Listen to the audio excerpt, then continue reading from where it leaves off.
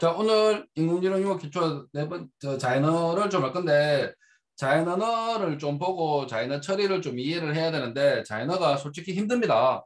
이게 모호성이 너무 많다 보니까 힘든 게 있으니까 그걸 알아두시고 좀 봤으면 좋겠습니다. 자, 이제 또 오늘 할 게 재기신경망 학습을 어떻게 하는지, 자연어 처리, 순서, 모듈에 대해서 간단하게 살펴보고, 우리가 좀 이따가 이제 콜앱에서 들어가서 프로그램 랭귀지를 조금 보도록 하겠습니다. 자, 우리 재기신경망이라고 부르는 게 뭐냐면 우리가 RN이라고 말 부르고 다른 말로 순환신경망이라고도 불러요. 자, 우리가 일반적으로 신경망 같은 거 보면 이제 입력이 되면 딥러닝 같은 데 보면 딥러닝은 데이터 받아서 계산해서 출력이 나오는 형식인데 RNN은 이게 리커시브이기 때문에 재기이기 때문에 계속 자기 자신을 되돌아와요. 되돌아오고 하는 방식입니다. 즉, 이전 값을 내 다음 타임 때 그 값을 가지고 계속 쓴다는 거예요. 자, 그러면 그냥 데이터 쭉 밀어넣어서 나오는 데이터하고 이전의 데이터를 내가 나온 결과물은 내한테 필요하다는 거는 이전의 결과물이 내한테 영향을 주는 거라고. 맞잖아. 그렇다면 이거 생각을 바꾸면 이 데이터가 순서적으로 들어오는데 서로 연관성이 있다는 소리라고. 그래서 서열 데이터가 많습니다. 그리고 보통 음성 등 구성 요소가 순차적으로 구성되는데 많이 써요. 그래서 자연어를 쓰는데 RNN이 상당히 유리합니다. 자연어가 보면 내가 나는 밥을 먹었다. 자, 나는 밥을 먹었다면 누가 먹은지 몰라. 이전에 나는이란 말이 형태소 분석을 한 다음에 나는 밥을까지 영향을 줘야 된다고. 그리고 밥을 그 다음에 먹었다는 앞에 말이 무엇인지 알아야지만 먹었다가 성립이 하잖아. 그래서 앞에 있는 말이 뒤쪽으로 다 영향을 주는 것들을 우리 쓸 때가 재기신경망 RNN을 씁니다. 즉 이전의 값이 현재 값에 영향을 주는 경우 서열 데이터에서의 분류 예측에서 현재 시점 간의 이전 시점 값들을 고려할 필요가 있습니다. 현재 시점, 이전 시점을 꼭 알아야 되는 경우 재기신경망 서열된 학습물 추론에 적합하고 주로 많이 쓰는 데가 기계번역, 음성인식, 필기체인식, 영상 주석 달기, 동영상에서 행동인식, 작사작곡에 많이 응용되고 있습니다. 근데 필기체 인식 같은 경우도 이게 왜 그러냐면 보통 필기체 인식을 CNN도 많이 쓰지만 필기체라는 게 서로 앞에 단어가 뒷단어에 영향을 주는 경우가 많다고. 알파벳을 보면.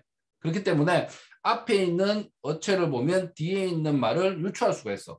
보통 이제 영어 같은 거를 어떻게 또 우리가 또 이제 스펠링 체크를 하냐면 자음 2개 나오는 경우는 그래 흔하진 않다고. 보통 자음 나오면 모음이 나와. 그러니까 그런 걸 이용해서 쓰는데 많이 영향을 줍니다. 그런 것도 많이 쓰고. 즉, 또 보면 과거 정보의 반영을 위하여 은닉조는 출력층의 값을 일부를 그 다음 계산, 그 다음 타이밍 때 입력 값으로 던져주는 방식.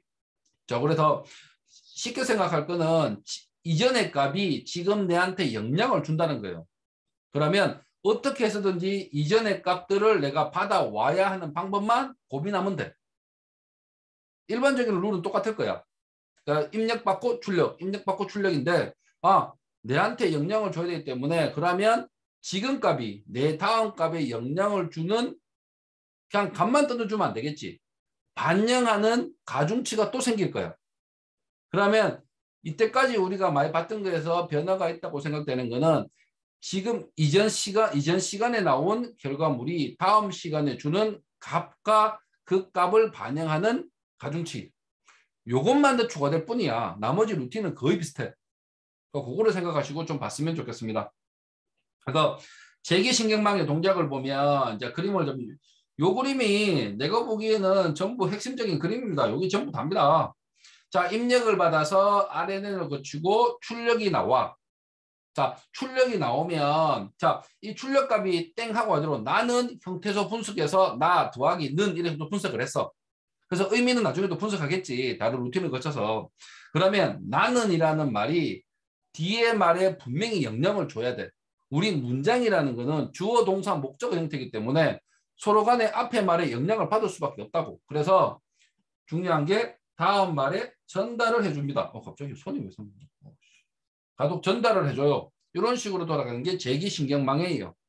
자, 동작을 조금 구체적으로 좀 본다면, 자, 처음에 X값이 들어와. X값이 들어와서 여기에 보시면 스테이트가 생깁니다. 스테이트가 이제 계산하기, 은행치에서 계산하겠지. 자, 그러면 여기서 잘 보면, 자, 봅시다. 처음에 스테이트가 하나 생기면서 뭐가 생기냐면 지금 입력값에 대한 가중치가 생기겠지. 맞잖아요. 맞죠? 더하기 또 뭐 해야 돼? 이전에 넘어온 값이 있을 수도 있잖아. 원래 이거는 나중에 처음에는 제로로 세팅을 해. 왜냐면 이전에 처음에 넘어온 값 없으니까. 하여튼 그렇지만 자, WH T 빼기 2가 되겠지. 지금 요 시점에서는. 더하기 바이어스. 바이어스가 있는 이유는 가중치 값들이 나중에 있더라도 X하고 H 현재 상태가 제로가 되는 경우가 발생할 수 있어. 그러니까 그런 경우에 값이 제로가 나온다고. 그러면 우리가 원하는 바가 아닐 수가 있기 때문에 바이어스 같은 걸로 보정을 해. 그게 편차항이야. 자, 그거를 생각해 보자. ST를 보자. 이 상태에서는 이런 게 구해져서 식이 만들어지겠지. 그리고 이전에 우리가 많이 배운 신경망하고 똑같은 개념이라고 했잖아. 그러면 또 뭐가 붙어야 되노? 이때는 활성화 함수를 활성화 함수를 거쳐서 H가 만들어집니다. 자, 그러면 이제 결과물이 나올 거야. 맞죠? 이 결과물이 나와서 이 Y값에 영향을 줄 거라고. 맞잖아요. 그러면 여기 나온 결과물이 있으면 이 결과물에 올라가는 가중치가 또 존재해. 그 가중치에 편차항을 더하면 돼. 그러면 GT가 구해졌잖아. 근데 여기서 이제 한 값으로 선택을 하는 게 아니라 출력값이 여러 개면 여러 개 중에 하나를 선택해야 돼. 그래서 소프트맥스를 쓴다는 가정하에서 여기서 GT에 G 함수를 더 한 번 합니다. 소프트맥스나 다른 루틴들 알고리즘 쓰는 거야. 여러 개 결과물이 나오면 하나를 선택하기 위해서. 자, 이런 식으로 돌아갑니다. 그래서 요 것만 이해하시면 좋을 것 같아요. 그래서 이제 제대로 다시 한번 보면 자, 현재 시간을 이제 봅시다. 이제 이해가 됐으면 현재 시간에서 나 위로 올라가서 스테이트 즉 은닉층이 하나 계산을 할 거야. 그러면 UX 그 다음에 이전에 값 넘어온 거 H 가중치 그 다음에 이전에 나온 값 맞잖아요. 그래서 나오는 거고 그 다음에 이거 두 개를 요거 만들기 위해서 편차항을 붙으면 ST가 되고 여기에 뭐고 활성화 함수 붙으면 돼. 그러면 여기가 만들어지고 이거를 올렸는데 결과물 줄 때 가중치가 하나 곱해지고 가중치 더해주고 활성화 편차항 그 다음에 이거를 다시 소프트맥스나 다른 루틴을 쓴다면 그 루틴에 넣어주면 됩니다. 자, 이렇게 해서 이전의 값을 들고 오는 게 중요한 거고 그 다음에 여러분들이 생각해야 될 게 가중치가 U, W, V 가중치가 3개입니다. 가중치가 3개라는 거는 잘 생각해 보면 우리 예전에 딥러닝 같은 거 이해했을 때 가중치가 우리는 하나밖에 보통 이제 Y는 오메가 X 더하기 B 이거 하나만 계산하면 됐다고. 맞지? 근데 제기신경망은 가중치가 3개야. 그래서 3개를 나중에 그러니까 이 가중치를 위해서 나중에 기울기 구하잖아. 맞죠? 기억나죠? 딥러닝에서 기울기를 구해서 값을 보정해서 썼다고. 그러면 제기신경망은 보정해야 될 값, 즉 찾아내야 될 값이 3개가 됩니다. 3개를 다 내가 백 프로퍼게이션 할 때 계산해 내야 돼. 가중치가 3개 쓰니까 어쩔 수 없이 그렇게 만들어지는 수밖에 없으니까 그런 가중치를 좀 생각하고 보시면 좋겠습니다. 하여튼 지금은 중요한 게 현재 시점인 과거 시점의 데이터를 들고 와서 한다. 근데 과거 시점의 데이터를 들고 오는데 가중치가 적용돼서 한다. 이렇게만 알아두시면 좋겠습니다.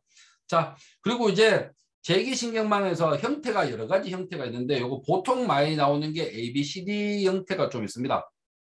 그러니까 일반적으로 각 시점에 입력에 대해 출력이 뭐 학습부터 지정하는 게 A, 그럼 입력, 출력, 다음 전달, 입력, 출력, 다음 전달. 요렇게 하는 제기함수 형태가 있고 그 다음에 보시면 기계 번역 같은 거 모든 말을 받아서 출력물은 바로 해. 하지 않아. 나는 사과를 먹는다. 뭐 나는 이것은 책이다 이런 말이 들어왔다고 쳐. This is a book이란 말이 들어왔어. 그러면 This is book이란 말의 형태에서 분해해서 결과를 내고 싶지만 이거 세 개를 다 뭉쳐야지만 뭐가 되노? 하나의 문장의 형태를 내가 만들고 해석이 가능하다고. 자, 여러분들이 나중에 그 네이버인가 뭐 파파고인가 구글에서 단어 하나만 쳐봐. 단어 딱 2개 쳐봐. 그러면 해석이 확 바뀔 거야. 단어 3개를 딱 치면 어디 되노? 문장이 제대로 해석이 된다고. 거의 최소한. 보통 이제 단어가 3개 정도 있어야 하나의 문장이 되잖아. 1형식 말고는 웬만하면. 자, 그래서 그런 경우에는 내가 다 들어와서 차후에 전달해주는 방식을 쓰는 형태가 하나 있어. 그런 형태가 있고 그 다음에 일련의 데이터가 입력으로 주어진 다음 마지막에 결과값이 하나만 주어지는 경우 내가 문장을 읽어보고 뭐 따지면 돼. 뭐 예를 들어 긍정, 부정 이런 걸 나타낼 때는 한 번만 출력하면 되는 거잖아. 자, 이런 형태가 있습니다. 그 다음에 이제 영상의 주석 단기 같은 경우에는 마지막인데 영상이 한번 쑥 들어와. 그 영상이 들어오고 나서 시간이 갈 때마다 내가 그 시간에 따른 자막과 관련된 설명이 스크립트 같은 게 붙으면 되잖아. 그래서 한 보게 들어오고 이런 형태가 많이 있는데 실제로 우리가 많이 해봐야 될 게 이 형태는 당연히 해야 되는 거고 기본적인 형태니까 그리고 내가 추천하는 게 요 형태를 좀 하고 싶은데 이게 시간 관계상 우리가 요 형태만 좀 보고 요거는 예제만 좀 보여줄게요. 긍정 부정 판단하는 게 보통 이런 루틴이 뭐 맞다는 말은 아니지만 이렇게 비슷하게 하는 수가 있어. 그거를 한번 보여주겠습니다. 자, 그 다음에 이제 백 프로퍼게이션 스루 타임이라고 되는데 이게 보면 BPTT 알고리즘이라고 갑자기 손이 계속 부러지는. 자, 과거 시점으로 오차를 전달하며 각 가중치는 동일하게 사용돼. 즉 오메가 같고 U 같고 V가 다 같아. 그러니까 VWU가 같다는 게 아니야. 자, 이게 같을 수밖에 없는 이유를 생각해 보자. 은닉층이 실제로 여러 개 있는 것처럼 보이지만 실제로는 은닉층 하나입니다. 이렇게 보면 맞잖아. 내가 인풋, 아웃풋이야. 그리고 되돌아오는 거. 맞잖아요. 실제로는 시간에 이렇게 보이는 거지. T0 때 시간에 여기에 U라는 이거 자꾸 왜 이러지? U라는 가중치가 있어. 계산했어. 그리고 오메가 만들어주고 그 다음에 위에 뭐가 되노? 위에 V라는 가중치가 만들어졌다고 치자. 그 다음 시간에 다시 학습을 하잖아. 그러면 T1일 때 들어오면 이 U는 그대로야. 맞죠? 그리고 오메가도 그대로고 그 다음에 V도 그대로야. 그렇기 때문에 어쩔 수 없이 이 값은 다 똑같은 값이라고. 시간적으로 지금 분해해서 지금 다른 층처럼 보이지만 같은 겁니다. 그렇기 때문에 당연하게 이 값이 같아질 수밖에 없습니다. 이게 층을 여러 개 쌓으면 또 별다른 문제지만 기본적으로 이거 하나의 형태에서는 이렇게 생각하시면 돼요. 그러면 과거 시점으로 전달하면 각 가중치는 동일하게 사용될 수밖에 없는 거잖아. 맞죠? 이게 다른 레이어가 아니라고. 하나인데 시간만 변경된 거야. 그리고 같은 퍼센트로는 오차 정보가 출력층에서 입력측 방향으로 층을 역으로 가면서 전달해. 이것도 맨 역으로 가긴 가는데 역으로 간다고 해서 실제 우리가 딥러닝 같은 경우에는 다 있다고 치자. 이게 실제로 우리가 이렇게 되돌아 백 프로퍼게이션 하면서 가는 거잖아. 그 노드에서. 근데 RNN 같은 경우에는 실제 노드가 하나이거나 백으로 가는 개념이 아니고 이전 타임으로 가는 거잖아. 맞지? 그래서 위드 스루 타임이라고. 타임을 거슬러 가는 거야. 은닉층을 되돌아가는 개념이 아니라. 그래서 요 말이 붙고 그래서 층을 역으로 가면서 전달하는 것도 똑같고 학습할 때 각 시점의 경사도 기울기를 구한 다음 이를 변수에 적용하면 돼. 이때까지 딥러닝 했던 방식하고 기본적인 이론은 똑같아. 역으로 가면서 미분하면서 경사도로 즉 기울기를 구해서 가는 방식이었다고. 딥러닝도 그렇게 갔잖아. 백프로포게이션 하면서. 자, 그래서 여기 또 하나 또 알아두면 좋은 게 학습 데이터는 입력 서열 X와 출력 서열 Y- 이게 Y0, Y1, Y2, Y3 이런 식으로 시간에 맞춰서 이렇게 출력이 될 거야.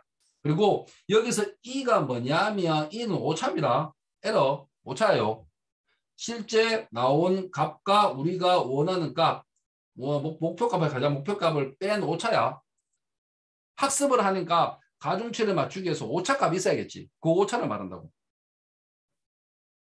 자, 그러면 T3일 때 한번 보자. T3일 때가 여기니까 T3일 때가 여기잖아. 그러면 우리가 그레디언트를 구해야 되는 게 최소한 뭐가 있습니까? 구해야 되는 게 오메가 VU 세 가지에 대해서 그레디언트를 구해야 돼. 가중치가 3개 있으니까 3개를 구해야 된다고. 자, 여기서 내가 지금 보면 자, E3 자, 그 다음에 Y3가 뭐냐면 E3 이거 수학적으로 설명을 해야 되나? E3의 Y 실제 값이야. 떨어진 값이 Y라고. 그래서 Y 값을 미분하고 그 다음에 되돌아가면 또 뭐가 나오노? Y 자, Y에 뭘 미분해야 돼? 요 값이잖아, 이제. 요 값을 미분하고. 맞잖아. 그 다음에 요렇게 되돌아가는 거니까 그 H에 뭐가 되노? 실제 이제 우리가 구하는 오메가. 그래서 요렇게 나옵니다. 그래서 요렇게 가서 오메가를 구해야 되기 때문에 요런 수식이 나와. 근데 실제로는 시간이기 때문에 체인을 누락했는데 요게 거슬려 가는 게 다 나와야 돼요, 원래는. 근데 뭐 편의상 요렇게만 표현할게요. 실제로는 시간으로 다 거슬러 가야 돼. 네. 자, 이렇게 해서 오메가를 구하면 되고 V하고 U 같은 경우도 개념은 비슷해. 자, 그래서 지금 뭐 보면 똑같다고. 지금 구해야 되는 게 우리는 지금 V하고 U를 구해야 돼. 자, V를 잘 보자. V도 실제 여기에서 출발을 하잖아. 출발하는데 그러면 5차에서 Y 실제 나온 값이니까 그걸 미분하는데 자, 그리고 Y에서 G 쓰였는데 G가 뭘까? G가 뭐냐 하면 우리 앞에서 봤던 거 요거를 말합니다. 그냥 편의상 Z라고 하자. 자, Z가 뭐였노? Z가 실제 소프트맥 사기 전에 값이잖아. 그 값을 하고 다시 이제 V 요거를 구하는 거니까 여기서 다 계산하니까 요게 나옵니다. 요거를 적용하면 V의 가중치를 구할 수 있고 U도 이제 요렇게 가는 거잖아. 그러면 맨 U로 가는 방향으로 가면 돼. 그래서 맨 H3 똑같고 마지막에 U가 붙어서 약분 다 되니까 남는 거는 요것만 남아요. 그래서 요것만 기억을 하시면 됩니다. 그래서 각 미분하는 게 이렇게 해서 오메가 VU의 가중치를 구할 수 있다. 근데 이게 지금 잘 보면 U하고 V는 시간에 그렇게 체인 룰을 적용할 필요는 없어. U하고 V는 했잖아. 똑같은 거기 때문에 항상 같은 값이지만 근데 이제 문제는 뭐냐면 오메가 같은 경우 같기는 같지만 어떤 생각 이전의 값이 여기 영향을 주잖아. 그러면 어쩔 수 없이 이렇게 가는 체인 룰을 만들어내야 돼요. 그래서 만들어내서 계산해야 된다. 근데 결론적으로 이렇게만 풀면 된다라고만 설명할게. 그래서 세 개의 가중치를 다 구해야 되는구나. 그리고 알아야 될 게 왜 가중치가 동일하냐야. 가중치가 동일하냐는 시간으로 분리됐지만 실제 형태는 이런 형태야. 실제 형태는 이거잖아. 자, 이게 지금 똑같은 놈이라고. 시간만 다를 뿐이지. 맞잖아요. 자, 그래서 똑같은 가중치라는 것을 좀 이해하셨으면 좋겠습니다. 그래서 BPTT 알고리즘은 이렇게 이해하시면 됩니다. 아, 지금 시간적으로 역으로 가서 그러니까 우리 역전파에서 기울기를 구하는구나. 자, 그다음 LSTM이 있는데 LSTM이 솔직히 이거 굉장히 어려워. 내 개인적으로는 좀 어렵다 생각하거든. 근데 이게 쉽게 말하면 자, 좀 쉽게 푸는 게 역전파되는 그랜트가 쉽게 소멸되는 현상을 완화시키는 RNN 모델이 있습니다. 자, 어떻게 하냐면 특정 지점 가서 이 값을 주고 안 주고를 수학적으로 찾아보니까 안 주면 소멸되는 경우를 없앨 수가 있어. 자, 그거를 이제 온오프라는 데이터를 하나 줘가지고 지가 판단을 해요. 자, 이렇게 할 수 있는 이유가 출력부에서 특정 시점이나 초기의 입력은 시간의 경감에 따라 영향이 줄어드는 경우도 생겨. 앞에 문장을 분석하다 보면. 자, 그래서 그런 것들은 뒤에 전달은 하지만 결과값으로는 전달해 주지 말자요. 그래서 여기 보면 여기에 게이트라는 거예요. 온오프 게이트가 있습니다. 온오프 게이트가 해요. 그래서 가건닝 노드 상태 저장소의 저장, 출력, 망각을 조절하는 게이트 내부 저장공을 가져서 이게 저장을 해. 그렇게 해서 하는 게 우리가 LSTM이에요. 자, 이거를 하면 그레디언트가 소멸되는 문제가 좀 줄어들어. 우리 예전에 봤을 때 딥러닝에서 기울기 소멸 문제가 생겼잖아. 기울기 소멸 문제가 생겨서 시그모이드를 쓰면 기울기 소멸 생기는데 그거를 완화하는 게 RELU였어. 맞죠? 그렇게 해서 소멸 문제를 방지하는데 이게 제기신경망에서는 RELU라는 것도 쓰지만 이렇게 정보를 주는 게 이전 정보를 내가 줄지 말지를 판단해가 쓰는 게 있어요. 그게 우리가 LSTM에서 쓰는 방식이에요. 그래서 게이트를 장착하면 어떤 특징이 생기냐면 게이트의 조작을 통해 먼 시점까지 영향을 전파 가능할 수도 있고 막을 수도 있어. 그리고 게이트의 동작을 통해 학습을 결정을 합니다. 그래서 게이트를 열고 닫을지가 수학적인 모델로 풀어야 되는데 이거를 이제 이어서 수학적인 거 하기는 뺐으니까 그런 거를 가지고 있다. 그리고 우리가 좀 이따가 LSTM을 하나 보여줄 거야. 그냥 LSTM 하면 자기가 알아서 좀 판단을 해. 우리가 온오프를 우리가 수동으로 하는 개념이 아니고. 자, 그렇게 해서 그렇게 좀 이해해 줬으면 좋겠습니다. 너무 어렵게 하나? 자, 그 다음에 이제 우리가 이제 앞에 RNN 같은 개념은 배웠어. RNN 보니까, RNN은 이전에 했던 스테이트나 정보를 가지고 우리가 뭔가를 하는구나. 그러면 서열 데이터나 뭐 기계 번역 아니면 자연어 처리하는데 상당히 유리하더라. 그래서 RNN을 쓰는 거야. RNN이 무조건 뭐 자연어 처리에 쓰는 건 아니고 다양하게 활용할 방법도 또 있어. 하지만 자연어 처리에 좀 유리하기 때문에 쓰는 걸 생각하시면 돼요. 그래서 우리가 이제는 자연어 처리라는 거 봅시다. 자연어 처리 줄여서 우리가 NLP라고 불러요. 자, 자연언어는 인간이 의사소통을 하기 위하여 사용하는 언어, 뭐 영어, 한국어 같은 걸 말하는 거고 기계 언어는 우리가 인공어라고 불러요. 자, 자연언어는 사람들이 역사적으로나 계속 하다 보니까 자연스럽게 생긴 언어를 자연어라고 부르고 기계 언어는 컴퓨터하고 소통하기 위해서 우리가 수동적으로 만든 것이 파이썬 같은 걸 말합니다.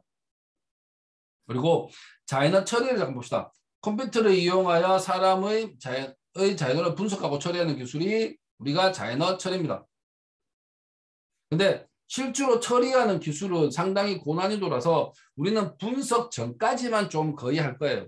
더 이상 들어가는 건 너무 힘들어서 그거는 이제 자연어 처리를 공부하고 싶은 사람들은 뭐 따로 오는데 질문을 하거나 하면 내가 아는 선에서는 설명을 해주겠습니다. 자, 이제 자연어를 처리하기 위해서 제일 먼저 해야 될 게 우리가 보통 말하는 자연어 분석이 있습니다. 자연어 분석에는 형태소 분석, 통사 분석, 의미 분석, 활용 분석, 어떻게 말하는지, 형태소, 의미, 뭐 의미하고 접두사, 전미어 이런 거 다 분석해야 돼요. 이게 동사인지 명사인지 구분도 해야 되고, 그리고 내가 했던 말이 이거를 어떤 의미를 가지고 있는지, 그리고 활용 같은 것도 분석을 다 해야 돼요. 이런 거 하는 건데 이런 거 하는 것들은 상당히 힘들고 이거를 제일 잘하는 데가 영어 쪽에 드는 데가 구글이라고 생각합니다. 구글이 구글 어시스턴트 보면 거의 환상적으로 하더라고. 근데 그걸 이거 만드는데 한 6, 7년 이상 걸렸어. 그만큼 이게 쉬운 건 아닙니다. 자연 언어를 컴퓨터가 완벽하게 이해하는 거는. 자, 그 다음에 나오는 말들을 볼게요. 자연어의 인해, NLU라고 부르고 자연어 생성이 있습니다. 자, 그러면 순서적으로 보면 자연언어를 우리가 이해하기 위해서는 처음에 자연언어의 이해가 필요해. 즉, 컴퓨터가 자연어를 주어진 입력에 따라 동작하게 하는 기술인데, 자, 이해를 해야지만 뭔가 동작을 시킬 수 있잖아. 그래서 이해를 하고 난 다음에 다시 대답을 한다는 기술이 인간이 이해하는 자연어를 만들어내는 기술, 우리가 NLG라고 불러요. 요 NLG가 있는데, 그러면 NLU를 하고 NLG를 하는 순서적인 거 있습니다. 요것도 그냥 많이 쓰는 뭐 순서니까 당연한 거 아니에요. 자연어를 이해한 다음에 생성할 수 있잖아. 그렇게 해서 이런 식으로 많이 쓰고 있다는 거. 그러면 자연어 처리는 어떤 이런 뜻을 가지고 있다도 꼭 기억을 했으면 좋겠습니다. 자, 그 다음에 자연어 처리의 어려움을 좀 보자. 이게 생각보다 모호성이 너무 커. 너무 모호해. 그 다음에 다른 표현 같은 정보도 너무 많습니다. 예를 들어서 표현의 중의성이 있습니다. 차를 마시기 위하여 굳이 검정색으로 할 것까지 색깔이 표현의 중의성, 문장 속 정보의 부재. 차를 마시기 위하여 차를 타고 가는 길에 가는 것을 이해할 수 없다. 내가 뭐냐면 커피를 마시기 위해 차를 타고 간다는 말인데 보통 커피를 한 잔 물라고 차 타고 멀리 가는 걸 이해를 못하는 사람이라서 자, 말을 보자. 차를 마시기 위해서 차를 타고 가는 것을 이해할 수 없다. 우리 인간은 이거를 의미를 분석하겠지. 그래서 앞에 차는 먹는 차, 뒤에 차는 뭐고 타는 차야. 이렇게 의 표현이 중의성이나 좀 모호한 게 많다고. 맞잖아요. 그 다음에 문장성 정보의 부재. 나는 차를 마시지 못했다. 왜 마시지 못한지에 대해서도 명확하지 않잖아. 그래서 이게 첫 번째는 모호한 게 너무 많아. 뭐 이유도 알 수 없는 경우도 많고 그런 문제 때문에 자연어 처리가 상당히 어렵습니다. 그 다음에 다른 표현 같은 정보. 나는 커피를 먹고 있다. 나는 커피를 마시고 있다. 나는 커피를 삼키듯이 먹고 있다. 똑같은 말이야. 지금 내가 커피를 먹는 장면을 묘사한 말이라고. 근데 이게 C가 우리가 인공어 있지. 인공어 같은 경우에는 이런 말이 많이 생길 수 없어. 명확해. 예를 들어서 변수 하나만 두고 값을 집어넣는 거는 뭐고 x는 6 끝이야. 다른 형태는 존재할 수가 없다고. 그래서 다른 표현 같은 정보라는 개념을 거의 안 가지고 있어요. 인공어는. 근데 자연어는 이런 두 가지의 큰 문제 때문에 굉장히 처리하기가 힘듭니다. 그래서 자연어 처리의 이제 4단계로 천천히 이제 분석을 해. 자, 우리가 일반적으로 요 뒷부분을 했으면 좋겠지만 뒷부분은 너무 퀄리티가 높아서 우리는 요 정도까지만 할 겁니다. 요 정도까지만. 보면 첫 번째 프리 프로세싱 이걸 전처리라고 부르는데 이거를 보통 이까지도 우리가 보통 전처리라고 부르기도 해요. 한데 보통 이제 일반적으로 단계에서 전처리가 뭐냐면 우리가 웹 크롤링이나 뭐 데이터를 막 끌고 와. 뭐 HTML 데이터를 잡아온다거나 아니면 XML 데이터를 들고 오잖아. 그러면 거기에 일상조사하는 언어만 그 쓸모없는 메타데이터들이 생겨. 뭐 HTML 웹 크롤링 하다 보면 그 웹 크롤링 하다 보면 불필요한 정보도 막 날라온다고 광고도 섞일 수도 있겠지. 자, 그러면 우리가 뭐냐면 일상적으로 사용하는 언어만 남도록 바꿔줘야 돼. 근데 이게 웹 크롤링, 단어 축약, 의미에서의 불필요한 요소들이 너무 많아. 그것들을 제거하는 작업이에요. 제거하는 작업이 보통 많이 있습니다. 또 주로 많이 쓰는 방법이 뭐냐면 우리가 안 쓰는 거 있잖아. 그런 특수기호 같은 거를 명시해 놓고 우리가 읽어온 문장에서 똑같은 거 쓰면 다 잘라내. 뭐 그런 식으로 많이 쉽게 처리합니다. 그리고 토큰이 있습니다. 토커니제이션이라고 문자열의 벡터화, 즉 단어 형태 수들을 분해하고 이를 데이터화 시켜야 돼. 그냥 0, 1, 0의 숫자로 만드는 게 아니라 나중에 우리가 이거를 벡터화를 시키면 좀 더 좋아. 왜냐하면 벡터화가 되면 그래프에 점을 찍을 수가 있어. 그러면 의미적으로 다른 거하고 내가 둘의 관계를 길이로 판단해서 의미가 비슷하다, 같다까지 된다고. 그리고 좀 더 이거를 형태소를 분석하기 쉽게 하는 게 토큰 임베딩이라는 거 있습니다. 이게 뭐냐면 그 각 토큰들을 벡터화하는 거는 똑같게 위에 거하고도 좀 더 벡터화하는 건데 그래프로 표현 가능을 좀 더 하고 원핫 인코딩이라는 기법을 써서 다른 거하고 똑같은 데이터화 시켜서 만들어요. 예를 들어서 자 원핫 인코딩이 뭐냐면 내가 지금 단어가 1000개를 쓴다고 하자. 1000개의 데이터가 있어 이렇게. 그러면 내가 쓰는 게 is라고 하자. is가 많이 쓰는 데가 순위가 많이 쓴다면 여기에 1을 체크해. 0000 이렇게. 아 지금 여기서 is를 한번 썼구나. 이 문장에서. 뭐 그런 식으로 표현했습니다. 그리고 내가 애플을 썼다. 애플은 많이 안 쓰더라. 한 100번째 있더라. 100번째 우선순위를 가지고 있더라. 그럼 100번째 1을 줘.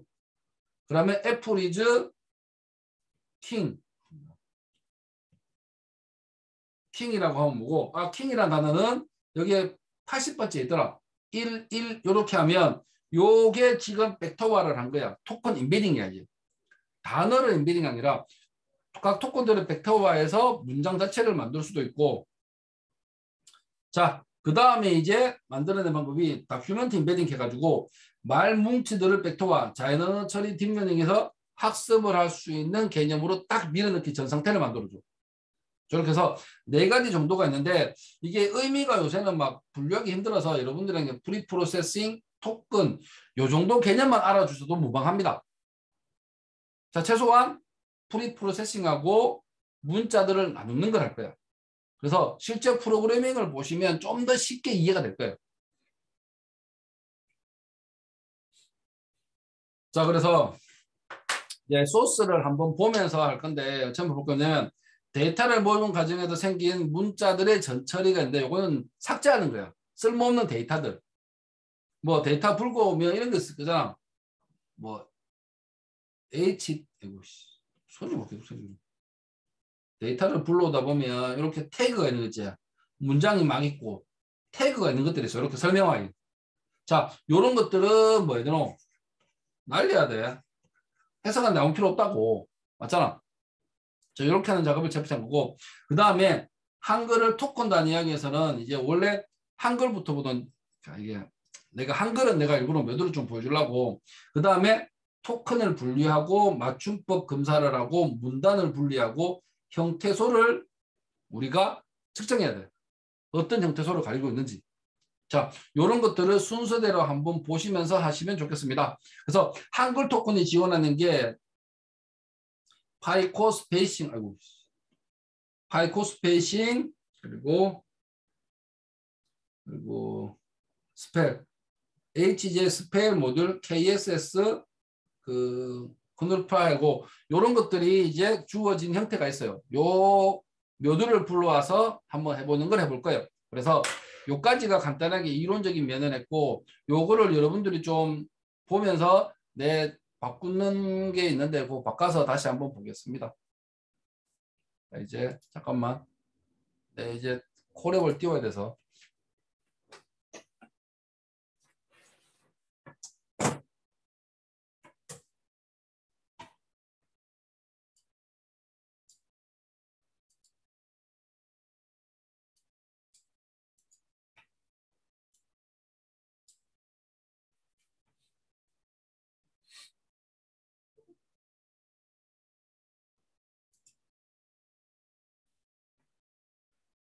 공유 중지. 잠깐만.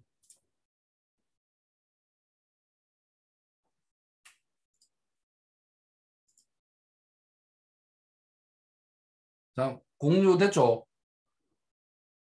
자, 지금 여기서 처음에 그 파이코 스페이싱이라는 게 모듈이 있는데 이게 외부 모듈이라서 실제 우리가 요 모듈을 보시면 이게 파이썬에서 제공하는 건 아니야. 한글 쪽이라서. 그래서 요게 Git에서 누군가 만들어 놓은 게 있습니다. 만들어 놓은 거를 가져와서 쓸 거야. 그래서 콜앱에서 요 명령어를 pip 인스톨하면 Git에서 요걸 받아와서 설치해 줘 달란 말이야. 그래서 설치를 하면 이렇게 설치가 되고 마지막에 successful installed 됐습니다. 설치가 된 거야 이제. 자, 그러면 이제 자 보자. 이제 우리가 실제 한번 돌려봐야 되니까.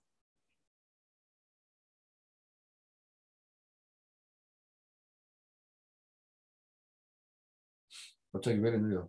왜 그래? 설치를 하고 이게 내가 상용으로 쓰는 게 아니라서 다운받아서 새로 설치해. 자, 요거 다운받는 동안 밑에 거 설명할게. 여기서 스페이싱이라는 게 있습니다. 스페이싱이 뭐냐면 문장을 불러와서 띄워쓰기를 해줘요. 자동으로. 이제 분석을 해서. 그래서 자, 스페이싱이라는 객체를 하나 만들고 요 객체 안에 내가 띄워주는 말. 지금 나는 어제 새로운 게임을 구입하고 이 게임을 하기 위하여 콘솔을 켜서 게임을 했다. 내가 띄워쓰기 하나도 안 했어. 띄워쓰기 안 했잖아. 근데 여기서 내가 요 문장을 한번 빨리 들어가. 아이고 시험거리네. 그래서 요 문장을 한번 밑에부터는 내가 이거 굳이 안 할게. 결과 나온 걸로 그냥 하지 안 되겠다. 요거 실현된 건 보고. 자, 이게 모두는 미안합니다. 자, 그러면 나는 어제 새로운 게임을 구입하고 이 게임을 자, 뭐가 돼요? 자동으로 나는 어제 띄워쓰기를 해준다고. 이렇게 구현한 기능이 파이썬에서 모듈이 파이코스페이싱이라는 거야. 이 모듈을 불러하셨으면 이렇게 분류를 해줘요. 자, 그 다음에는 한 스펠링이야. 내가 한 스펠인데 그 파워포에는 H0 되지. 그냥 한입니다. 한 스펠. 그 파워포인트 못하네. 자, 그래서 요것도 지금 한자 스펠은 남들이 만들어 놓은 거 좀 받아와서 썼어. 깃에 돼 있어. 깃. 그 받아와서 해주는 명령어 오늘 그대로 치시면 되고. 자, 그래서 스펠링. 나는 안 되는 것을 하지 않을 것이다. 되는 것만 해도 힘들다. 맞잖아. 안 되는 거 굳이 안 하려고. 되는 것만 해도 힘든데. 그래, 요 말을 썼는데 지금 요 말이 보시면 스펠링 체크하는 문장을 내가 체크해달라고 했어. 그래서 체크드 하고 결과물을 한 스펠 센트에 집어넣는데 이거를 출력해 볼게. 나는 안 되는 것이 틀렸잖아. 안 되냐 돼. 그래서 안 되는 것을 하지 않을 것이다. 되는 것만 해도 힘들다. 이게 문법적으로 틀린 말을 바꿔줘요. 그런데 이게 아직 완벽하지는 않아서 여러분들이 많이 바꿔보고 해보면 생각만큼 잘 되지도 않을 거야. 근데 이거는 이제 어쩔 수가 없어. 왜냐하면 이게 의미 분석을 하는 게 아니라서 단어 틀린 거를 찾는데 내가 만약에 단어를 뭐라고 하지? 오차라고 했는데 내가 오이라고 적었어. 만약에 오이라는 단어는 존재하지. 그러면 그거는 맞춤법 틀린 건 아니야. 지금 내가 오차가 생겼다 이런 말을 썼어. 근데 내가 모르고 지금 오이가 생겼다 이렇게 했어. 그러면 오차나 오이나 맞는 말이야. 맞지? 그거는 맞춤법 틀리는데 걸리지 않습니다. 그런 거는. 의미 분석을 해서 뭐 오차가 맞는지 오이가 맞는지 그거는 이제 인공신경망한테 좀 부탁을 하는 수밖에 없을 거야. 의미를 분석해서 해야 되니까. 자, 보면 우선 여기서 안 돼 같은 거는 분명히 틀린 말이기 때문에 요거는 오차 수정을 해줍니다. 그래서 안 돼. 요걸 해주는 게 한 스펠링이라는 이 모듈을 땡겨와서 쓰면 되고 그 다음에 KSS라는 모듈이 있는데 KSS라는 모듈은 뭐냐면 문장 띄워주게 해줘요. 자, 여기서 보시면 나는 지금 KSS를 지금 위에서 깔았어. 설치하고 나는 너무 힘들다. 내가 사는 것이 힘든 것이 아니다. 나를 힘들게 하는 것은 주의이다. 그러니 좋은 친구 한 명만 있어도 힘이 될 것 같다. 오늘 술 한잔 먹고 싶어서 적은 얘기야 그냥. 요 말을 한번 돌려보면 완벽하진 않지만 어느 정도 이게 뭐가 되노? 문단 구분을 해줍니다. 왜냐하면 들어오는 말에 맞춤표가 안 들어오는 경우도 태반이 있을 거야. 데이터를 읽다 보면. 그래서 KSS 같은 모듈을 해서 이렇게 하는 게 좋아요. 근데 이게 약간 아쉬운 게 뭐냐면 한글이 지금 엄청 좋아는 졌지만 영어만큼 완벽하진 않아. 그래서 한글 쪽에서 많은 사람이 연구를 하고 해주셨으면 좋겠습니다. 자, 그래서 지금 위에서 보면 오타도 찾아주고 칸도 띄워주고 문단도 구별했어. 그 다음에 해야 되는 게 제일 중요한 게 내가 생각하는 형태소 분리야. 즉 토큰 분리야. 토큰 분리를 제대로 돼야지만 내가 이거를 해석할 수가 있어. 자, 보면 지금 이제 이 모듈이 이제 토큰을 분리하는 모듈이에요. 한글 전용이에요. 한글 전용으로, 한글 영어도 되는데 한글을 하는 모듈인데 이 모듈이 이제 토커나이즈를 하겠다. 그리고 지금 요거 말고도 케라스에서 토커나이즈도 한글도 웬만큼 해주긴 해주더라고. 근데 요거는 괜찮게 만들어서 있고 카이스트에서 만든 건데 그게 정말 잘 되더라고. 근데 요거는 이제 계속 개발해야 되는 거니까 하여튼 토커나이즈에서 요거를 한번 출력을 해봤습니다.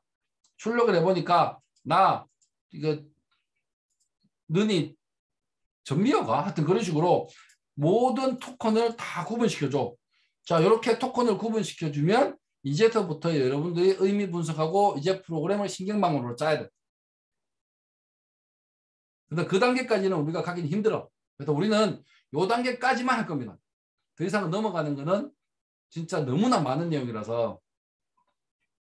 그 다음에 요 모듈이 하는 어떤 거냐면 요 모듈은 여러분들이 말을 같은 거 하다 보면 뭐 재미삼아 만든 말, 특수한 말의 패턴들이 있죠. 그거 패턴을 노멀라이즈라는 걸로 노멀라이즈 해주면 특정 패턴을 내가 원하는 걸로 단어를 줄여주거나 바꿔주는 걸 해줘요. 그게 이제 요 모듈입니다. 그래서 요런 모듈을 써가지고 해주면 한글은 잘 되는데 요 모듈이 한글하고 이제 다른 거하고 완벽하게 호환이 뭐 되기는 된다 하던데 이게 잘 안 되는 경우도 나는 뭐 좀 있어서 보통 우리가 케라스에 있는 거를 좀 보고 실습은 할 거예요, 또. 그래서 케라스에 있는 걸로 좀 보고 하겠습니다. 그래서 그다음 두 번째 요거를 좀 보고 가자. 두 번째 이거는 자, 이전 값이 내 현재 값에 얼마나 영향을 주는지에 대해서 좀 분석하고 싶어서 만들어낸 소스예요. 내가 지금 이걸 해보고 싶어. 뭐야, 1, 2, 와, 자꾸 소리 생기노. 아, 미치겠네. 1, 2, 3, 4. 그 다음에 5를 출력하는 거. 즉, 이전 데이터 읽고, 이렇게 해서 5를 유추하는 거야. 즉, 5 숫자가 너무 하니까 솔직히 0.1, 0, 요렇게 된다고 쳐. 그러면 1, 2, 3, 4 이런 데이터를 학습을 시켜 볼 거예요. 그래서 그러면 1, 2, 3, 4, 5 그 다음에 만약에 3, 4, 5, 6 그 다음에 7이 나오면 되겠지. 맞죠? 이전에 학습을 하고 여기서 U, 오메가, V를 계산해서 다음에 나올 값을 유추하는 그 심플한 RNN을 만들 거예요. 그 X가 학습 데이터고 그 Y가 이제 레이블이에요. 그런데 요거를 이제 요렇게 하나 만들어서 잠깐만 출력하자 그냥. 프린트 XY 출력을 해볼게.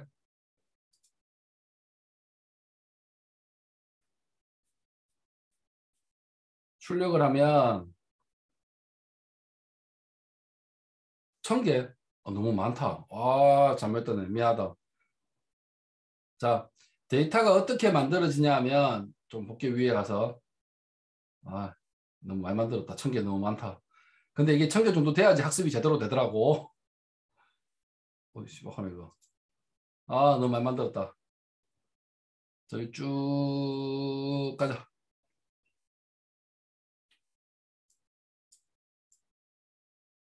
보면 00, 01, 03, 03까지가 하나의 데이터야. 이렇게 데이터. 이런 데이터를 순차적으로 줄 거야.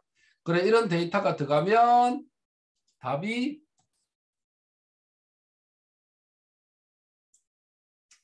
안 되겠다. 잠깐만 보여주기 위해서 잠깐만 5개 맞아. 내가 5개만 좀 보여주고. 자, 보면 데이터를 볼게. 0, 0.1, 0.2, 0.3까지가 하나의 데이터 구간이고 요거의 Y값, Y 어펜드잖아. 0.4야. 즉 0, 0.2, 0.2, 0.3, 0.4. 그 다음에 0.1, 0.2, 0.3, 0.4, 0.5 이런 식으로 레이블화 작업을 시킬 거예요. 그래서 이런 데이터를 학습에 시켜볼 겁니다. 그러면 0.0, 0.1, 0.2, 0.3 다음에는 0.4를 만들어줘야 돼. 인공지능이. 맞죠? 자, 그거를 좀 해볼게요. 근데 5개 하면 학습이 너무 안 되더라고. 그래도 최소한 1000개 하고, 자, 이런 데이터가 만들어집니다. 그래서 요 이제 RNN을 할 거야. 심플 RNN이라는 게 있습니다. 여기서 레루라는 거 쓸 건데 이게 RNN에서는 레루를 쓰면은 이게 기하급수적으로 좀 문제가 좀 커지더라고. 기울기가 너무 안 주고. 그래서 레루보다는 보통 탄젠트 H가 좀 더 잘 맞습니다. 그래서 근데 그거에 대한 수학적인 설명은 뭐 안 하고 내가 레루 해놓을게. 원래대로 레루를 해서 하겠습니다. 그래서 RNN을 학습을 시켜놓고 요거를 이제 시퀀설로 실제 레이어를 만들고 학습을 시켜 보겠습니다. 자, 요렇게 해서 학습을 할 수도 있고 우리는 이제 실제 시퀀설로 하는 걸 또 권장하니까 시퀀설로 하나 만들어 봤습니다. 시퀀설로 심플 RNN 유니트 10개가 뭐냐 하면 그 레이어의 노드 수입니다. 10개를 만들어 달라. 그 다음에 이거는 이게 시퀀서를 되돌려 달라는 건데 요거는 몰라 된다. 넘어가라. 설명 길다. 요거는 그대로 쓰면 되고 중요한 건 인풋 세이프 4-1 데이터는 4칸 그리고 레이블은 1칸 그 뜻입니다. 그래 그렇게 되는 거고 그리고 나중에 출력을 위해서 댄스 하나 레이어 하나 만들어가 했습니다. 요거를 이제 아담하고 경사하관법으로 컴파일 시키고 서머리를 보면 심플 RNN의 노드가 10개를 만들었으니까 요게 퍼레미터가 120개 나온다. 나중에 계산하면 보는데 하여튼 지금은 노드 10개, 1개 요것만 보시면 돼요. 아 요런 형태로 하나 만들어졌구나. 그거를 이제 이거를 한번 피트 제대로 학습을 시키겠습니다. 학습을 시키고 이거 학습 안 시키니까 잠깐만 시키고 학습을 시켜볼게요. 학습을 시켜보고 볼보스가 이게 0인 게 매양에 눈이 안 보여주는데 와 내가 에포크로 500이 냈구나. 자 에포크 500이 됐으니까 시간 걸리니까 밑에 거 봅시다. 그래서 프레딕트가 내가 값을 넣어보는 거야. 값을 넣어보는 건데 실제 저 위에서 1.1, 1.2, 1.3, 1.4가 있나? 있겠지. 이거 있으면 답이 너무 정확하게 나오잖아. 있네. 그러면 최종값이 100이잖아. 그러면 우리가 요거를 좀 바꿀게. 내가 101.1, 101.2, 101.3, 101.4 요거는 예를 들어서 110으로 하자. 요렇게 값을 좀 증가시켜 볼게요. 원래 이 데이터는 없는 데이터잖아. 요거를 이제 한번 물어보자고.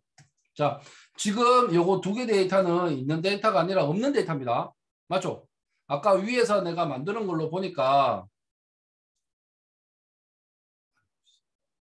만드는 데이터는 총 100가지밖에 없어요.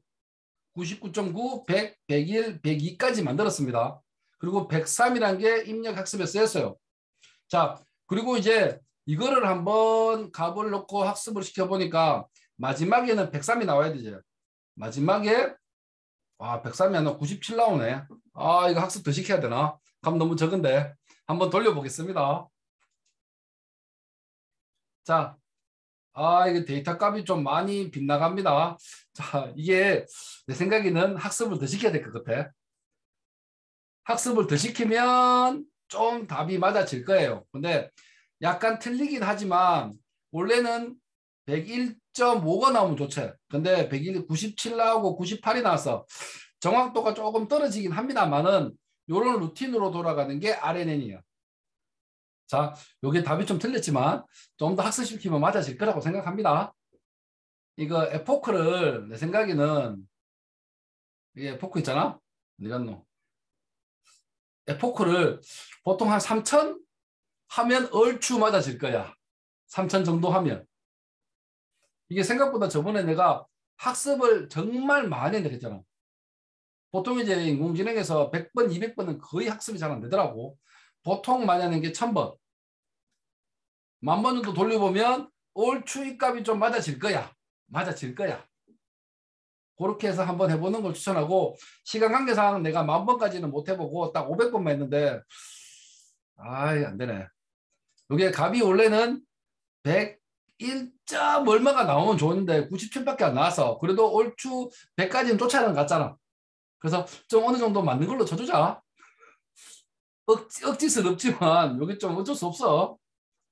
학습을 이빠시키거나 아니면 데이터를 한 10,000개, 데이터 10,000개 하고 학습을 내 생각에는 한 5,000번, 5,000번 하면 얼추 맞아질 거야. 진짜 얼추 맞아 들어갈 거야. 하고 10,000번 만들고, 이거를 레이어 만들고, 레이어를 더 만들어야 되나? 이거를 5,000번 돌렸어. 자, 5,000번 돌리면 시간이 많이 걸릴 거야. 그래서 다음 진도를 올라갈게. 저기 답 나올 때까지.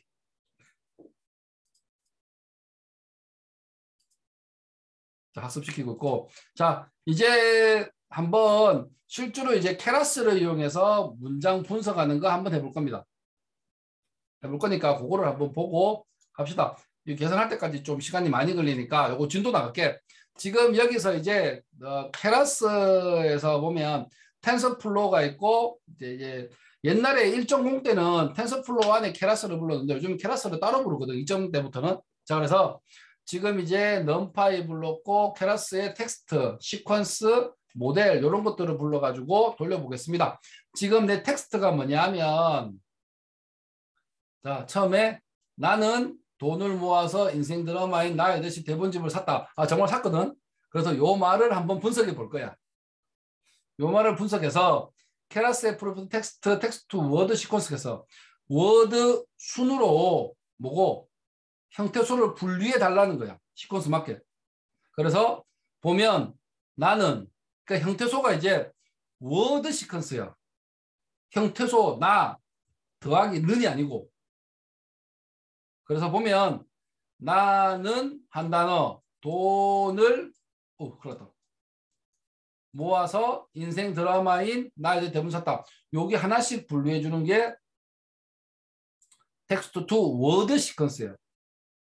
단어 단위로 구분해 달라는 거. 자, 이렇게 해서 하나로 구분해서 여러분들이 나중에 차후에 인공지능 같은 데 활용할 수가 있고, 그 다음에 이제 토커나이저 해가지고 토큰으로 만드는 걸 한번 해보겠습니다. 토커나이저는 케라스를 안에 토커나이저였는데, 여기 어디 있냐면 케라스 프리프로세싱 전처리 텍스트에 토커나이저가 있습니다. 토커나이저 시켜서 요것들을 텍스트에 맞게 토커나 시켜서 문장을 적용시켜 보면 한번 볼게요. 첫 번째 토큰의 워드 카운트에서, 즉 무슨 말이냐면 내가 형태소를 토큰별로 다 구분해 놓고, 자, 토큰 객체를 만들어. 내가 이제 토큰으로 분류할 행동할 놈이 토큰이야. 그 토큰이 뭐냐면 객체고, 내가 지금 실제 말을 토큰화 시키는 놈의 객체. 그러니까 이 객체에서 fit on text, 텍스트를 fit에 맞춰서 단어가 얼마나, 단어마다 있잖아. 단어를 분류해 달란 말이야. 즉 토큰화 시켜 달라는 거라고. 그것도 토큰화 시켜서 하면 요 안에는 이제 토큰이라는 이게 안에서 그 객체가 만들기 때문에 요 토큰 안에 만들어졌기 때문에 토큰 안에 워드 카운터를 하면 우리가라는 말이 한 번 썼고, 그 다음에 인공지능을 한 번 썼고, 공부하는 한 번, 그것은 2번 썼어. 한 번 보면 보자, 우리가는 한 번밖에 안 썼잖아, 전체에서. 그 다음에 인공지능은 한 번밖에 안 썼고, 그 다음에 공부하는도 한 번. 인공지능은 보자, 인공지능 한 번, 두 번, 한 번, 두 번, 세 번, 네 번 썼다고. 4번 썼다 맞잖아. 근데 인공지능을 4번. 이걸 만약에 형태소별로 다 갈라서 하면 또 다르게 나올 거야. 지금 나는 왜냐면 이거를 지금 프로그램상 뭐 다 이거를 전미삭 하나 끝에 붙은 거를 안 떼냈어 우선은. 그래서 인공지능을 하고 인공지능은 좀 따로 나와. 인공지능을 따로 나옵니다. 자, 이렇게 워드 카운터를 했는 거고 다큐멘트 카운터가 뭐냐면 위에서 문단의 개수야. 문자가 아니고 문단의 개수. 미안하다. 다큐멘트가 문단이잖아. 문단의 개수야. 안 쳐주노.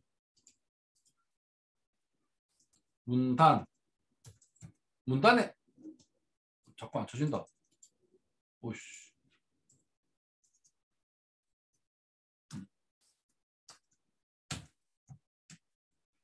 입력이 안 되노.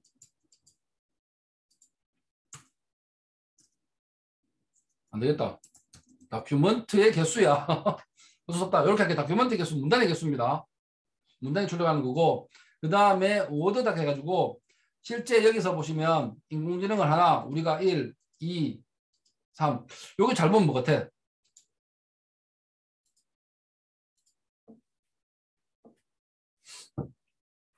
그리고 단어별 포함된 문장의 개수 출력이야.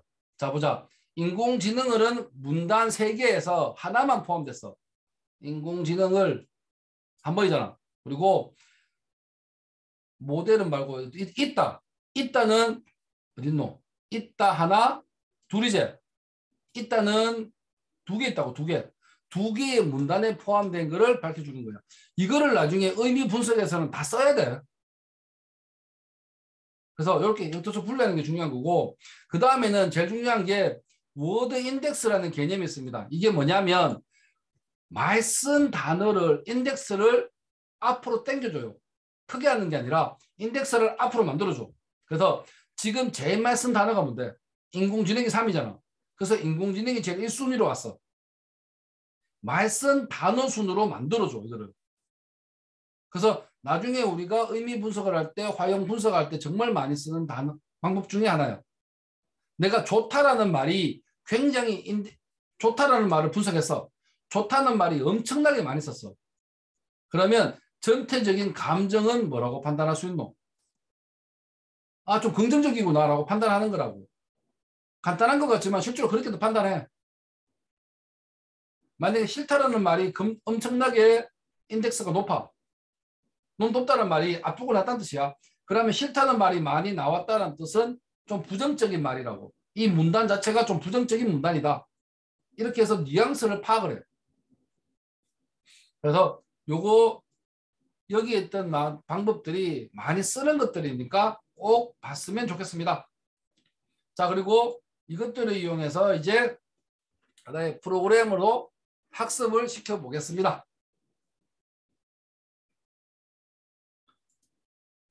자, 인베딩인데, 자, 쭉 내려와서 보면 토큰 됐고 너무 재밌었네요. 뭐 최고예요. 이런 말이 있다고 치자. 이 말이 지금 있어. 이 말을 지금 보고 지금 클래스를 분류를 해서 클래스가 이제 뭐 원핫 이런 방법으로 했는데 111이 뭐냐면 111은 좋은 의미, 긍정. 000은 부정적인 의미로 요거 클래스를 구분해 놨어.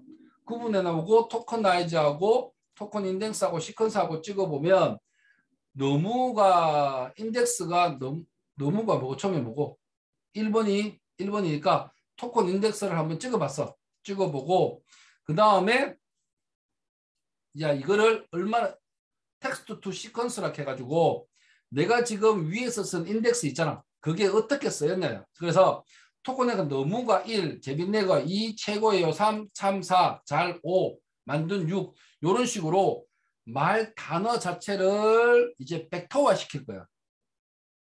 그래서 실제 이제 텍스트 투 시퀀스를 하면 제일 처음 문장 너무 재밌네요. 요 문단은 어떻게 데이터화 시켜지겠노? 자, 보면 너무 재밌네요. 1, 2라고. 맞지? 그리고 최고예요잖아. 최고예요는 3. 즉 최고예요 3번이잖아. 이게 한 번 들어간 문장이야. 총 위에 10개면 이게 10개가 만들어질 거야. 이렇게 해서 벡터화를 시켜놓고 이제 세 번째 우리가 해야 되는 건 뭐냐면 실제 이거를 행렬화 시켜서 풀게 만들어야 돼. 어레이로 만들어야 된다고. 그런 작업을 하기 위해서 칸을 맞춰주는 작업을 합니다. 이 작업이 패드 시퀀스 X, 즉 위에 텍스트 투 시퀀스잖아. 위에 말들 위에 말들을 4칸으로 만들어 달라는 뜻이에요. 4칸이니까 요 위에 단어 인덱스에 맞게 썼는 거 있잖아. 처음에가 뭐냐면 너무 재밌네요. 이게 지금 1, 2잖아. 이거를 뒤로 채워줘서 0, 0, 1, 2를 채워. 그 다음에 재밌네요는 3이잖아. 0, 0, 0, 3. 그 다음에 참 잘 만든 영화예요. 요 말이 단어가 4개 들어갔어. 그러면 참 잘 만든 영화예요. 4, 5, 6, 7이제. 그래서 4, 5, 6, 7. 요렇게 이게 실제로 우리가 벡터화를 시켜야 돼. 이렇게. 자, 실제로 컴퓨터는 최고예요. 이런 말 한글 들으면 영어 들으면 구분을 못해. 이렇게 무조건 단어를 원래는 형태소 다 나누고 하는 게 좋겠지만 시간이 절차상 복잡하니까 단어로만 해서 그냥 단어로만 해서 얼마나 쓰였는지 횟수 같은 거를 벡터화 시켜서 컴퓨터에 던져줘야 돼. 안 그러면 얘는 몰라. 그래서 최고예요. 이거를 이해하는 게 아니라 그냥 얘는 인덱스 3만 이해해. 그러니까 그런 식으로만 이해합니다. 근데 인덱스 3이면 우선 클래스가 긍정이네. 나중에 긍정으로 판단할 근거를 잡는 거예요. 자, 이렇게 해서 형태소 분석을 해서 보니까 정확도가 0.9 나왔습니다. 자, 이거를 이제 한 번씩 돌려볼게. 그리고 여기에 토큰 랭스에 더하기 1이 붙어서 5칸을 만드는 이유는 결과물이 들어갈 것. 토큰을 만들어줘야 돼. 그래서 더하기 1부터. 그래서 이제 시퀀스 인베딩이 우리가 이거를 학습을 시키는 걸 인베딩이라고 불러. 단어를 이제 벡터화 시켜서 학습시키는 거. 자, 그거라는데 워드 사이즈가 뭐냐면 요거 즉 5칸짜리야. 5칸짜리를 학습했어라. 그리고 종류는 10개를 만들어라요. 10개 얘기했으니까 이건 팔로 해도 되고 인풋 랭스가 뭐냐면 실제 데이터는 4개야. 하나, 둘, 셋, 4개잖아. 그거 이걸 이제 플래튼이 뭐냐면 단어가 지금 이게 행렬로 만들어서 1차원이 아니잖아 지금. 저번에 내가 CNN 할 때 플래튼을 설명했을 거야. 이게 2차원 행렬, 다차원 행렬로 들어와. 근데 댄스 같은 거는 심층 신경망이라서 1차원으로 바꿔줘야 돼. 그거 하는 작업이 플래튼이에요. 그 플래튼을 하고 이걸 옵티마이즈하고 피트해서 어큐런시를 찍어보니까 0.9 정도가 나오네. 자, 에포크를 늘면 좀 더 늘지 않을까 싶어. 그래서 이렇게 해서 단어를 좀 판단하는 건데 이렇게 해서 긍정이나 부정 뉘앙스를 판단할 수가 있어. 자, 보면 특정 단어를 지금 내가 긍정이라고 정해놨잖아. 그리고 야들은 지금 부정이라고 내가 여기도 정해놨다고 클래스에서. 그러면 요거를 이제 여기서 넣어주고 학습을 했으니까 그거를 보고 이제 요 데이터를 맞춰보니까 요 데이터를 보고 학습해서 찍어보니까 0.9가 나오면 1.0이 났으면 좋겠는데 에포크를 늘리면 되지 않을까 싶기도 해. 에포크가 20번 안 되잖아. 그러면 이제 얘가 수학적 공식 만드는 게 너무 짧아. 그래서 에포크를 늘리면 좀 올라갈 겁니다. 자, 이렇게 해서 이제 뉘앙스를 판단하는 자연어 처리입니다. 이런 식으로 많이 해.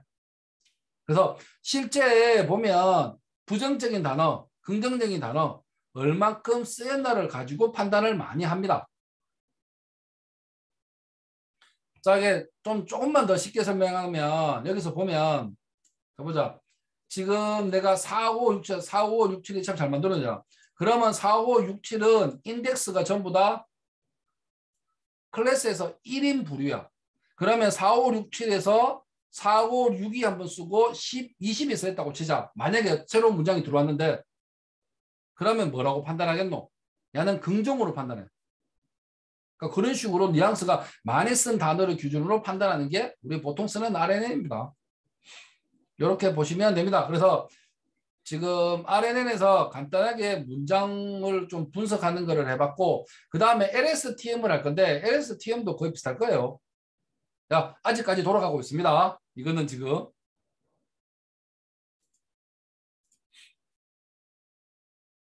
뭐 이 정도만 설명하면 안 되겠나. 그 다음에 LSTM으로 갈게요.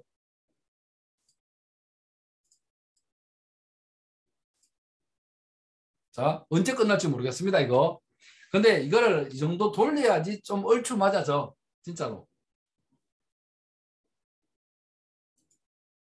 자, LSTM 같은 경우는 이거 내가 잘못 넣은 거다. 이거 지워야 된다. 자, LSTM 같은 경우는 뭐냐면 여기서 지금 로이터 뉴스 있지? 그 뉴스를 불러와서 이게 어떤 뉴스 카테고리에 들어가는지를 한번 맞춰본 거예요. 자, 그래서 실제 여러분들이 필요한 소스는 어디 갔노? 여기 답니다. 여기 다예요. 뭐 컴파일하고 피트는 많이 한 거잖아. 자, 좀 보시면 자, 처음에 이제 로이터 통신이잖아.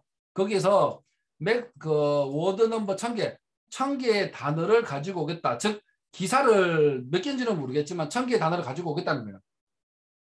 1000개의 단어를 가지고 오고 0.2는 테스트 케이스, 즉 80%는 트레이닝 데이터, 20%는 테스트 데이터로 만들었어.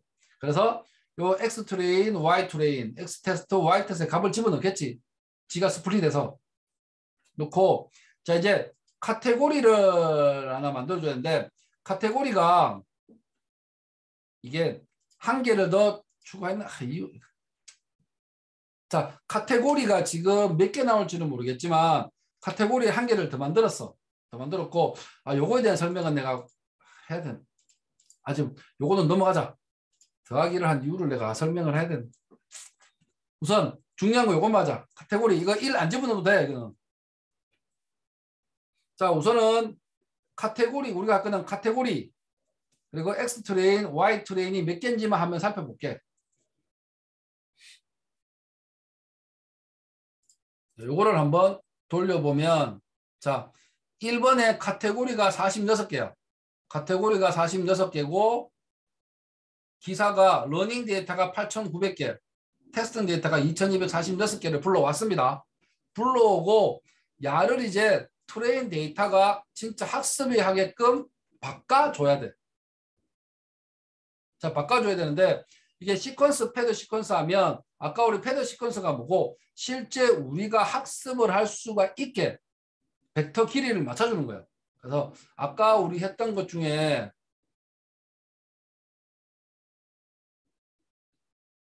있잖아. 내가 이거 쓰면 되잖아.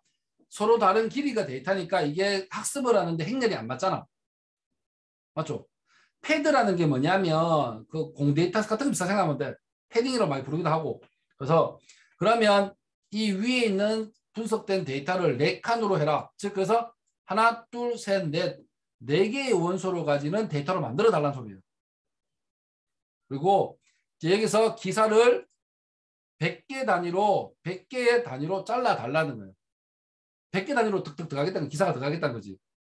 왜냐면 이 기사들이 몇 개의 단어가 잘린지도 모르고 기사를 무조건 텍스트로 불러다 보니까 어디까지 기사고 아니라고 구분하기 힘들다고. 그래서 보통 100개로 맥스 랭스 100개로 하자야. 모르니까. 이거를 진짜 분류하려고 하면 여러분들이 기사를 다 불러오제. 기사를 다 따로 띄어야 돼 원래. 그 작업도 처리해줘야 돼 원래는. 그 작업 아니라 100개로 했고 트레이닝 데이터도 100개로 했어.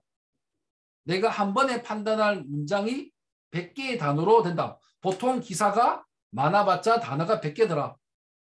100개로 잘라서 분석하겠다는 거예요. 그럼 정확도는 떨어지겠지만 얼추 비슷하게 나올 거야.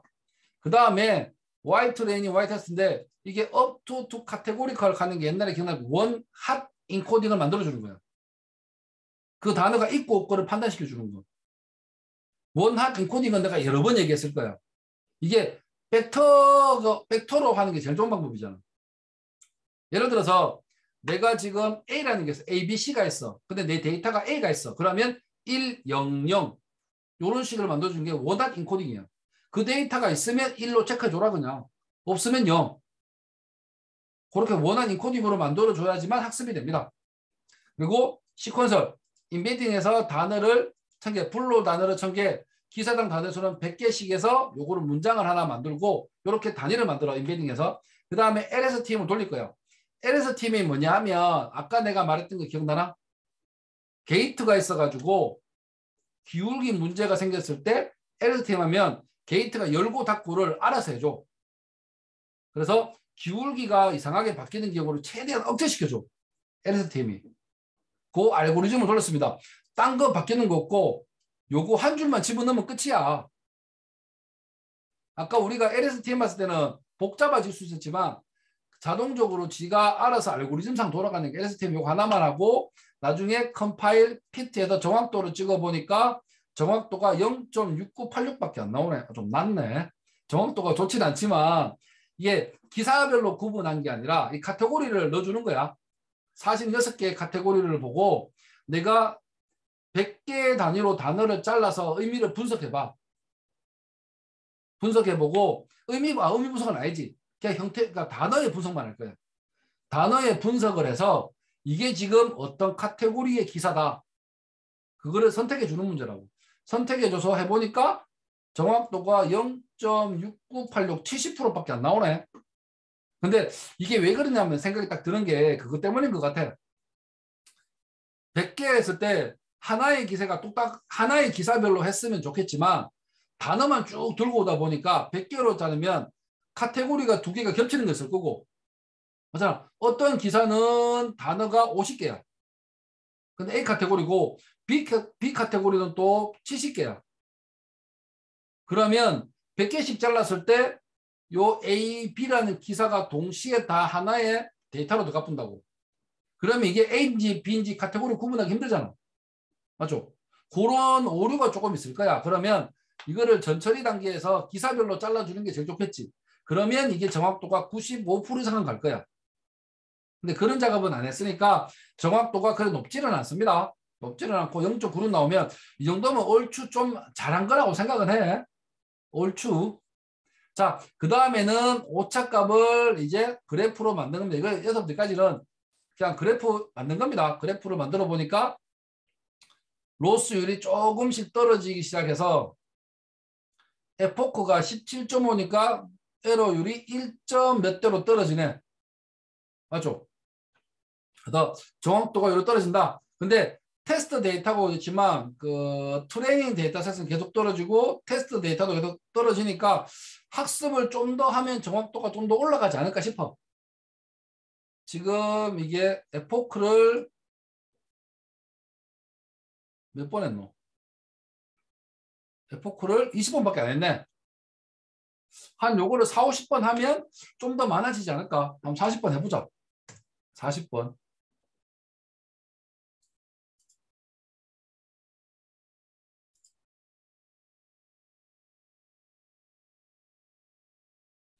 (40번을) 돌려보면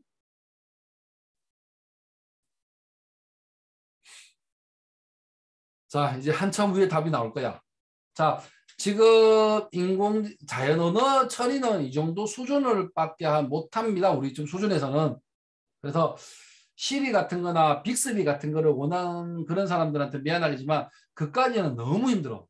솔직히 좀 우리 수준에서 넘고 그리고 이제 시리 같은 거 만드는 거는 이게 진짜 전문가들이 4, 5년 동안 만든 거야. 시리 같은 급들은. 우선 시리는 음성 분해를 해야 되죠. 음성 단어를 다 판단해야 돼. 그만큼 쉬운 게 아닙니다. 그리고 저번 학생이 그런 것도 묻던데 그러면 내가 그 채팅하는 프로그램 가나? 그럼 뭐라고? 챗봇 가나 챗봇. 챗봇도 쉬운 게 아니라고 내가 이 의미를 다 분석해서 그 의미에서 대답을 뭐 할지를 인공지능에서 다 만들어줘야 돼. 그래서 처음에 이제 의미 분석하고 형태소 분석하는 게 처음에 형태소를 분석하는 건 쉬워. 그 동사는 좀 구분은 어쭈 쉽게 쉬운데 문제는 뭐 의미 분석이 너무 힘들어 생각보다. 이거는 진짜 엄청난 학습을 해야 돼. 지금 그 채팅 채팅창 와 있노? 3,000번 해보니 답이 땡큐. 학생 한 명이 3,000번 돌려봤대. 컴퓨터 왜 내보다 더 빠르노? 3,000번 하니까 답이 100이라고 여기잖아. 지금 내가 요거를 했잖아. 요건데 3,000번 돌리니까 101.01 나오고 그리고 뒤에 거는 103. 얼마가 나왔대. 학습을 더 시켜야겠다. 어쩔 수 없다. 이 정도는 오차 범위라고 생각하는 건 좀 그렇지만 엄청나게 많이 학습을 시키면 많이 나아져. 아니면 여러분들이 여기에서 레이어를 옵티마이즈하기에 수학적으로 밝혀야 돼서 레이어를 옵티마이즈하게 만들어야 돼. 그거는 우리 수준이 아니라 진짜 그거는 완전 뭐라 해야 될까? 대학원 박사들이 하는 과정이야. 그건 너무 힘들어. 레이어를 몇 개가 오른 건지. 그러니까 여러분들이 딥러닝 만들 때 레이어를 몇 개 만들고 싶노? 무턱대고 많다고 좋은 건 아니야. 레이어를 많이 집어넣으면 시간은 곱절로 걸려. 레이어 하나 들어가면 퍼레미터가 몇백 개나 더 생긴다고. 그럼 시간이 너무 많이 걸려. 그래서 레이어도 효율적으로 만들어야 되고 노드도 효율적으로 만들어줘야 돼. 그게 너무 어려워. 어려운 거라서 우선 기본적으로 이 정도 수준에서 하면 될 거라 생각하고, 자, 그래서 답이 안 나오는데 안 되겠다. 답이 언젠가 나오겠지. 여러분들 시간 날 때 한번 돌려봐. 에포크를 엄청 늘려봐서. 그리고 데이터를 만드는 것도 엄청 많이 만들어요. 이게 데이터를 1000개를 부르지 말고 한 10,000개 정도 불러. 10,000개 정도 부르면 정확도가 더 높아갈 거야. 근데 로딩하는 시간은 좀 많이 걸리겠지. 그래서 이게 인공지능은 철저하게 데이터 싸움이고 이게 리소스 싸움이야. 계산 싸움이야.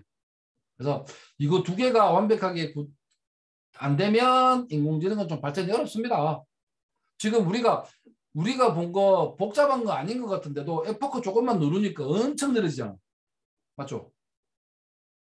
그래서 이런 게 인공지능이라는 단점도 있으니까 나중에 학습을 시킬 때는 좋은 컴퓨터로 한번 이빨 돌려봐요. 그러면 답이 제대로 좀 나올 거야.